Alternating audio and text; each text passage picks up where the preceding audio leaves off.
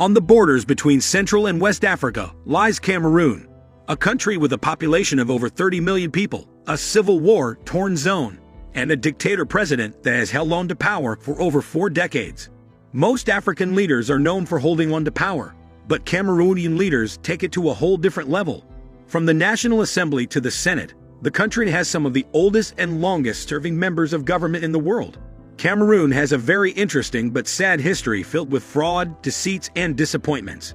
For over 6 years now, the country has been in a brutal civil war which has led to the death of millions of people, destruction of properties, and separation of families. Today, Cameroon is one of the most corrupt countries in the world with some of the most dormant and ineffective leaders. Its current president, Paul Biya, has become an embarrassment to the country. At 90 years old and 40 years in office, he is currently the oldest president in the world and the second longest serving president in Africa after Obiang Mbasogo, the current president of Equatorial Guinea. Biya makes at most 2 public appearances per year, the first on the 11th of February when the country is celebrating its Youth Day and 20th of May when the country is celebrating its National Day. In recent times, there has been 0 public appearances from the president. In fact, the country can crash and burn, and the president will not say a word, and that is how his regime has been for over 30 years. At the just concluded U.S.-African summit, he made a fool of himself when he was asked to address a crowd. First, he took forever to mount the stage, and when he finally did, he started asking if the audience had important personalities, and if it was important for him to speak. This singular act raised an intense conversation in the country if they still had a president. Before Paul Biya took power in 1982, Cameroon was a country on the path to greatness. It was peaceful, economically buoyant, and was beginning to develop its infrastructures. But after 1982, things started going downhill for the country, and today, the country has become a shadow of itself with a dying economy, dilapidating infrastructure, angry people, and widespread insecurity. To better understand how the country got to this point, it is important we go back down memory lane and trace the origin of its conflicts. If this is your first time on this channel, please subscribe to the channel and turn on notification so you don't miss out on any of our amazing productions. Prior to the First World War that started in 1914, Cameroon was under German rule for 34 years. During the First World War, France and Britain, who were allies, combined forces and defeated Germany. Cameroon was eventually partitioned between Britain and France, and since then, things have never been the same again. France was given 80% of the territory, while Britain received 20%. The reason Britain received a smaller portion was because Britain already had control over a lot of territories, coupled with the fact that they had already started invading the Cameroon from the southwest and northwest, since it was closer to Nigeria, which already belonged to them. After France and Britain took total control over their territories, they changed the name of the country from Cameroon to Cameroon, with both having different spellings. Both territories became French Cameroon and British Cameroon. France and Britain implemented their way of life and governance to their respective territories. France implemented the policy of assimilation, where they forced the locals to change everything about themselves and embrace the French culture and way of life.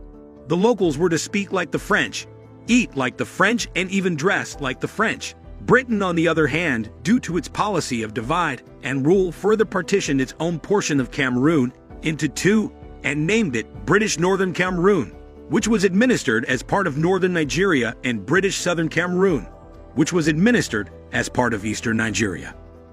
Together, both territories were administered by the British central government in Lagos. The people of British Northern Cameroon were treated fairly, and they had a good relationship with Northern Nigeria, while the people of British Southern Cameroon felt slighted. They were discriminated upon and treated unfairly. In 1953, the Southern Cameroon's representatives in the Eastern Nigerian legislature demanded from Britain a regional status for the Southern Cameroons, with seat of government in Boya. In 1953, 3 activists from Southern Cameroon, by name Dr. Emmanuel Ndeli Mbela, John Nelfonchar, and Solomon Tading Nuna, left the National Council for Nigeria and the Cameroons, NCNC, established by the British, and formed a party called Cameroon National Congress, KNC, with the sole aim of fighting for an independent Southern Cameroon. After hard struggle from the Cameroon National Congress, Britain finally accepted a legislature in Southern Cameroon, The Order in Council of 1954 established in Buea a legislative house known as the House of Assembly of the Southern Cameroons and an executive council. During this time, Southern Cameroons gained limited autonomy as a quasi-region within the Nigerian Federation. The first seating of the newly created House of Assembly of the Southern Cameroon met on 26 October 1954. Dr. Emmanuel Bella Lifafi Endeli emerged as leader of the Southern Cameroons. His official title was Leader of Government Business, the reason being that the Southern Cameroons was a quasi-region and therefore only semi-autonomous. In 1955, Endeli's political views changed and he advocated for greater integration of Southern Cameroon with Nigeria, which made John-Du Foncha and Solomon Muna to leave the party and create an opposition party called the Cameroon National Democratic. In 1957, United Nations resolutions termed 64 of 26 February 1957 called on the administering authorities to hasten arrangements for trust territories to attain self-governance or independence.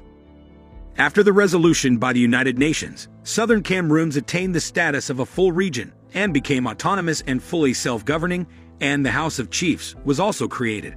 This meant an election was to be conducted to vote in the new prime minister. The election was mainly between John-Du Foncha's KNDP and Dr. Endeli's KNC. Dr. Endeli won the elections and became the first prime minister of Southern Cameroon. Few months later, Dr. Endeli was replaced by John-Du Foncha, whose ideologies of functioning independently from Nigeria was highly accepted by the people of Southern Cameroons. Foncha became the second prime minister on the 1st of February 1959. 1 month after Foncha became prime minister, the United Nations decided to put an end to trusteeship by 1960. French Cameroon was the second sub-Saharan country after Guinea to gain its independence on the 1st of January 1960. Britain was asked to conduct a plebiscite in its territory, and they gave the people of Southern Cameroon 2 options. Number 1, do you wish to achieve independence by joining the Independent Federation of Nigeria? Number 2, do you wish to achieve independence by joining the Independence Republic of Cameroon? The reason why British Cameroon wasn't given a third option for independence was because it had been reported that Southern Cameroon was not economically capable of sustaining itself as an independent state. During the plebiscite, which took place on the 11th of February 1961, British Northern Cameroon, which had already been integrated to Nigeria, massively voted to join Nigeria, while British Cameroon reluctantly voted to join French Cameroon. British Northern Cameroon eventually joined Nigeria in June 1961, while British Southern Cameroon joined French Cameroon on October 1st. British Northern Cameroon, which was predominantly Muslims, formed part of today's Borno, Adamawa, and Taraba states. Since the plebiscites, 11th February is celebrated in Cameroon as Youth Day, and it's also a public holiday. Now, the choice of calling this day Youth Day instead of unification is an entirely different story. This is one of the days where the president of the country is seen. After Southern Cameroon voted to join French Cameroon, it was agreed that Britain, the UN, Southern Cameroon, and French Cameroon will meet in July to discuss the terms of federation and draft the constitution. 2 weeks before the meeting, there were reports that more than 100 people were killed by terrorists in some towns in French Cameroon, particularly in Loum, Barfang, Dioum, and Douala. The reports worried unification advocates who wanted British Cameroon to unify with French Cameroon. For this reason, Fubin was chosen to host the conference, because it was peaceful, had a good climate, and had recently been renovated.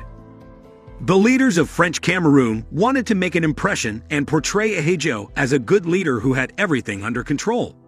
Before the leaders of Southern Cameroon went to Founbén, they met in Bamenda and deliberated on points that would be included in the constitution. Amongst many things, the leaders of Southern Cameroon who were in Bamenda agreed on the non-centralized federation to ensure that there was a distinction between the powers of the states and the powers of the federation. During the conference, which lasted 3 days, the United Nations and Britain didn't show up, leaving just the 2 Cameroons to their fate, which is where everything went wrong. Ahidjo, who was the president of the newly independent French Cameroon, presented a draft constitution to the people of Southern Cameroon. A conference, which was supposed to establish a new constitution, instead became a modification of Ahidjo's proposed constitution. There was intense deliberations and negotiations, and due to the fact that the French Cameroon delegation outnumbered the Southern Cameroon delegation, most of the proposals presented by Southern Cameroon were rejected and just a handful were accepted.